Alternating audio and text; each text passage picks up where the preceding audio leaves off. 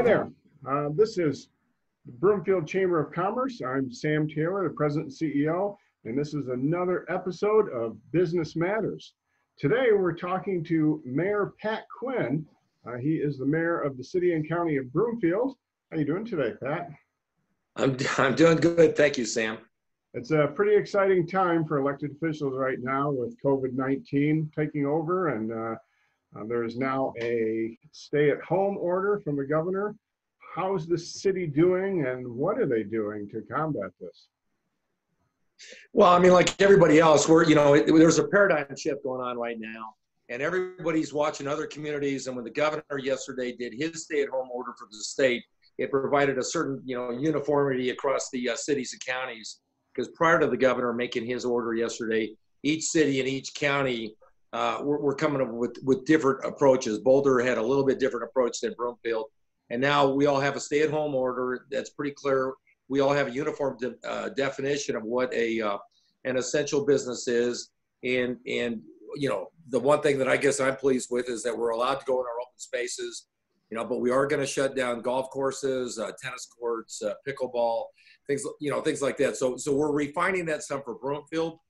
But by and large, it's uniform. Our essential businesses are what the entire state has, and we're going to honor what the state requires, and try to make it through this with the stay-at-home orders that are in place. So the people in Broomfield, the businesses, what are some of those essential ones that are still opening and still operating? Yeah, and I'm not the expert on essential businesses, but obviously they're grocery stores, are at the top of everybody's list. Gas stations are open, and Denver had tried not to have liquor stores be open, but liquor stores are open. Broomfield doesn't have marijuana stores, so we didn't have to worry about that. But it's the list that everybody has on essential businesses, and I think you and I talked about. You have a list of those essential businesses, I think, on your chamber website. But it's the ones you want to go to. We're all going to go to, the grocery stores. We need to go to the pharmacies. Things like that. Yeah, we do have a copy on our website. You can find those at broomfieldchamber.com. The city's got some other information we've linked to about their response, if I'm not mistaken. They're putting all this information on the broomfield.org site. The city has a web page that's has a resource with and I'm sure links with a whole bunch of other resources, and it's broomfield.org. I guess that's a / COVID economic support. And once again, that's broomfield.org, and the page is COVID economic support to go for all the resources. And then it's also going to include the enhanced Broomfield program, the modifications we made that I presume we'll talk about in a minute. Yeah, that is a good point. As we mentioned before, things are rapidly changing. And as we're taping this, there is a very large stimulus bill that's been passed by the Senate unanimously. It's going to the House. It hasn't been voted on there yet. But there are a lot of gaps in it, especially for small business, even though it's a $2 trillion bill, is what we're hearing. Are there things, you mentioned Enhanced Broomfield, that the city is looking at doing, how this might work? What can they do to fill in some of the gaps? And once again, we're moving real fast on this, and it's my understanding, Broomfield did an emergency ordinance a week and a half ago, in which the city manager can do certain actions that used to take city council to do, so we can be fairly nimble in this crisis. And so we're working right now on getting in what's called the modifications to the Enhanced Broomfield program that had been started 2 or 3 years ago. And that is a fund that's been allocated $100,000 a year to help, that was helping businesses do, my understanding is changes to their exterior, certain specific criteria you had to meet. We are going to reconstitute that program into trying to fill in that gap that you were just mentioning. So we're just like you are. We're studying what's coming out of the Senate or the bill once it's passed, and we want to be able to provide economic support for businesses in Broomfield that are trying to remain in business as quickly as we can. So the goal is to get this thing rolled out next, by April 1st, and be ready to take applications on March 31st. A brief summary of what we're going to do is we're going to provide to the businesses that meet the criteria, grants up to $7,500. The criteria basically is they need to be small businesses. We define that in a couple ways. They can't have more than 25 employees. We don't want them to have more than 3 locations. So if they have to have a location in Broomfield, we're going to help that Broomfield location. They'll make an application, and if they're having trouble, making their payroll or their rent, what we're asking them to do is to present us a plan that shows that you can make it through this with the $7,500 grant, and we'll get rid of the red tape as quickly as we can and get this relief in the hands of the businesses as quickly as we can. The goal right now is to have a review committee of 5 people that would include 2 Broomfield employees, because right now it's going to be funded almost exclusively. It'll be funded by Broomfield, the city and county of it. And then we want to bring in 3 outside people. I think you and I have talked about wanting to bring some financial people from that have banking experience to help us to make these determinations. So this is all going to be rolled out sometime next week. This is moving really quick. As a matter of fact, the virus moves pretty quick, so it's great that you can do that. Is the fact that Broomfield is a city and a county, is that a benefit? Makes us be a little more nimble than some of the other communities? Yeah, yes. The answer to that is yes. I could even be more explicit. I mean, mayors talk to mayors in other communities, and so if you talk to Westminster, for example, Herb Atchison, who's the mayor of Westminster, he's got the problem we had. He's got 2 counties. We had 4 counties back in the 1990s. And so he can't do anything as far as public orders on whether he's shutting down businesses or not without the permission of the tri-counties, the tri-county health program, which is Adams, Arapahoe, and Douglas. And then he also has to worry about Jefferson County. We get to act on our own because we have our own board of health, and our public health director Jason Bolling, is an employee of Broomfield, and we've been very nimble in our reaction. That's why we shut down things like our rec facilities and stuff, before anybody else did. Yeah, I've met Jason before. He is a sharp guy. He's a great addition to our public health department. So we're lucky to have him.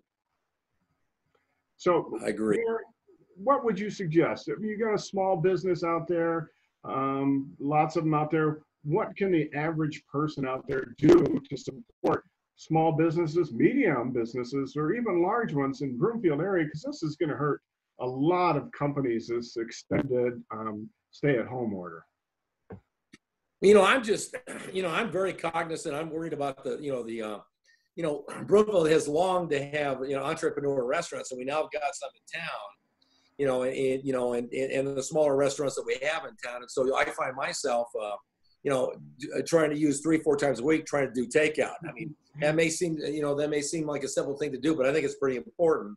Everybody's favorite, Northside Tavern, iPie, the business in town, you frequent them, you shop, make sure when you're shopping at the grocery stores in town, although they're bigger, but they still need that support to survive. And so, I mean, identifying Broomfield businesses, that are based in Broomfield and frequent those that you can, even if they have to deliver to you, is probably the smartest thing you can do. Yeah, I'm doing curbside pickup today at Village Tavern. They've got a quarantine kit they're doing, and I talked to the owner of that location, said you were in there a few days ago picking up your quarantine kit of steaks. I was, and we all love the Village Standard. It's like I said I made a Facebook post. It's not a locally owned, but it's a local institution, to say the least. So yeah, and it is kind of a small business. There's only like 4 of them throughout the United States. I agree. It's one of my very favorite restaurants. Yeah, they have some of the best meatloaf in town. Well, it's wonderful that the city is jumping in to help. I've always said Broomfield is open for business. We've always been supportive of the small business community, trying to get a good mix of large businesses, small businesses. As it's been touted, we have one of the largest concentrations of U.S. headquarters in Broomfield, especially for our small size of 34 square miles. So we have been fortunate in the past. And we'll get through this one way or another. The landscape will change and there'll be some difficulty. But is there anything else you think the business community can do to help rally around to survive this fact that we need to shelter and stay 6 feet apart?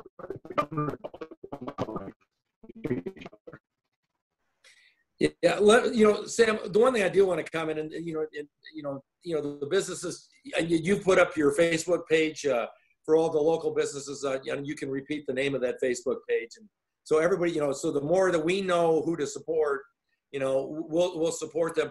I do want to point out that Broomfield is also, our city council is very concerned about the employees that are being laid off that live paycheck to paycheck. And so we're seeing a lot of our nonprofits, and that's another thing that makes Broomfield so unique, is that we have nonprofits that step to the plate, whether it be a Precious Child, or Fish, or the Broomfield Community Foundation that's raising money for a whole slew of programs out there. So to the extent that chamber members and others can volunteer for these organizations, or provide funding for these organizations, their resources are going to be stretched thin, because people are going to have trouble making, they're going to have trouble making rent payments. And while the governor may say we're not going to evict them, allow them to be evicted, their rent's still accruing. And so to the extent that we can give rent assistance that Broomfield can through Fish and through our Health and Human Services, it's something we need to do. I guess another point you and I talked about, we want to take this Enhanced Broomfield program and take it to a next level where we'll partner with the chamber, and the chamber can help raise some money, perhaps through the Broomfield Community Foundation. We're all just going to be innovative. And if anybody has any ideas for you or me, for me, I'm easy to get a hold of at pquinn@broomfieldcitycouncil.org.